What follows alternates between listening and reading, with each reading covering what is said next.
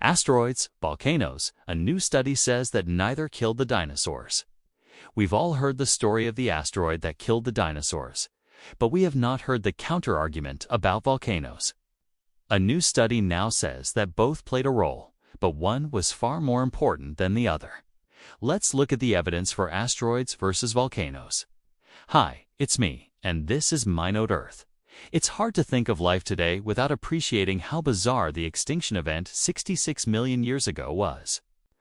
All told, about 75% of all species disappeared during the Cretaceous-Paleogene extinction event, including all of the non-avian dinosaurs.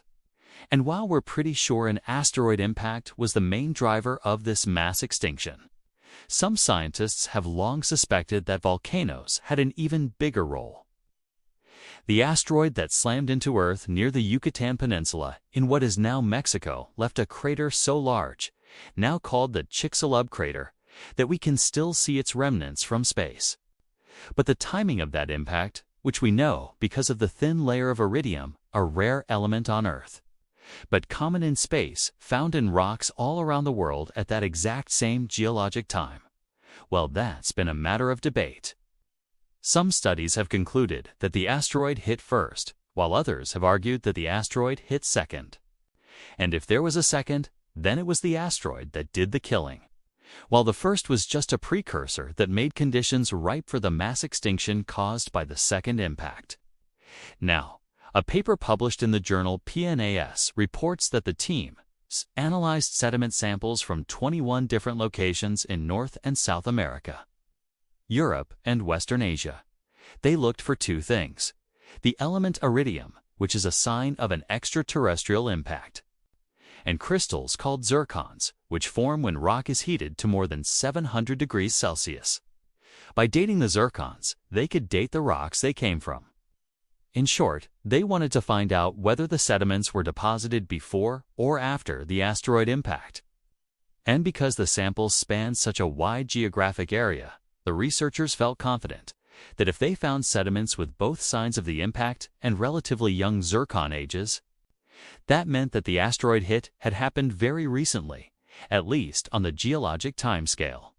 What they found was super interesting. Half of the sites had both iridium and young zircons, meaning that they had both experienced the heat from the asteroid impact and were therefore younger than the asteroid impact.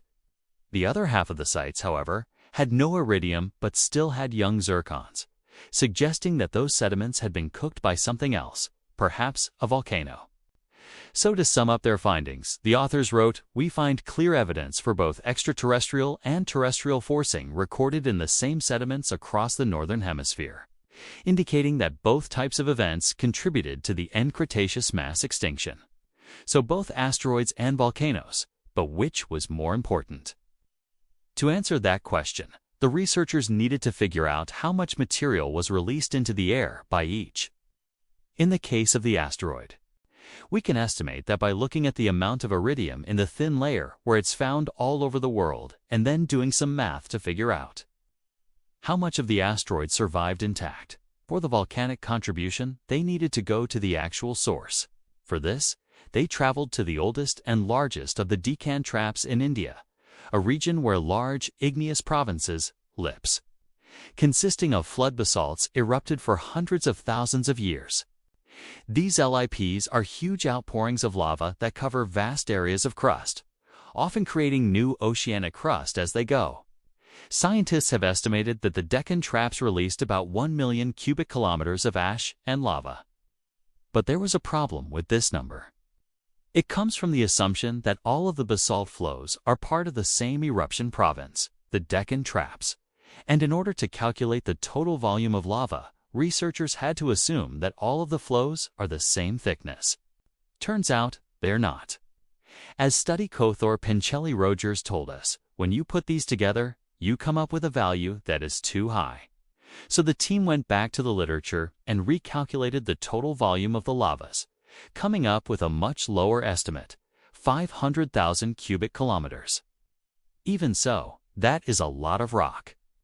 To find out how much of that rock ended up in the atmosphere, Rogers and his team collected samples of the sediments from the ocean floor near the coast of India and analyzed them. The key was to measure the amount of ash that settled out from the atmosphere and onto the ocean floor during the latest phase of the Deccan eruptions, which were dated to between 66.4 and 65.9 million years ago. They determined that the average rate of ash fall over the last 50,000 years of eruptions was about 13 million cubic kilometers per thousand years. That's about 25 times the volume of the asteroid. Based on these numbers, the researchers conclude that the asteroid impact alone would have released only about a third of the carbon dioxide that caused the mass extinction. The rest must have come from the volcanoes. But that doesn't mean the asteroid wasn't important. As Rogers told us, the asteroid certainly played a major role, although not as much as the volcanism. Without the asteroid, the effects of the volcanism would have been much less severe. See, the asteroid likely weakened the climate system.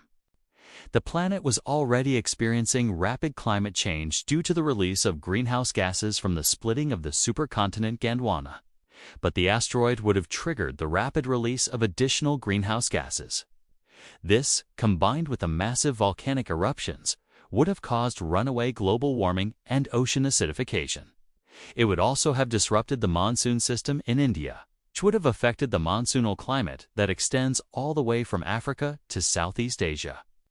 Plus, the asteroid impact itself would have caused physical devastation, knocking down trees and causing tsunamis and earthquakes.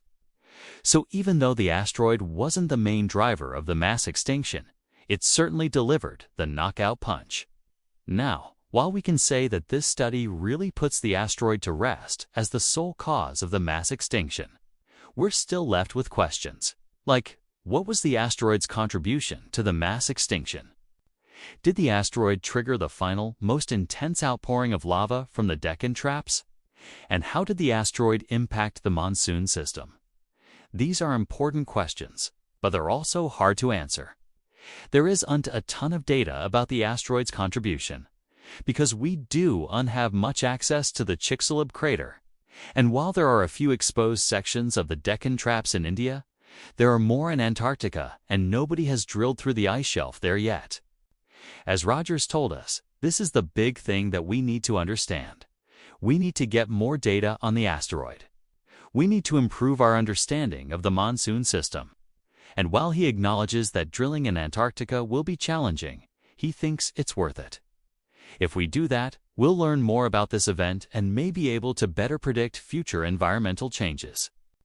In the meantime, though, we can appreciate the incredible work of collecting samples from the ocean floor and exposing layers of ancient rock in outcrops across the globe. Rogers' work makes it feel like Indiana Jones, except with a lot more math. So thanks for watching this episode, which was brought to you with the help of our patrons. If you'd like to help us make videos about stuff like volcanoes and asteroids and other stuff, you can go to our support page to learn more.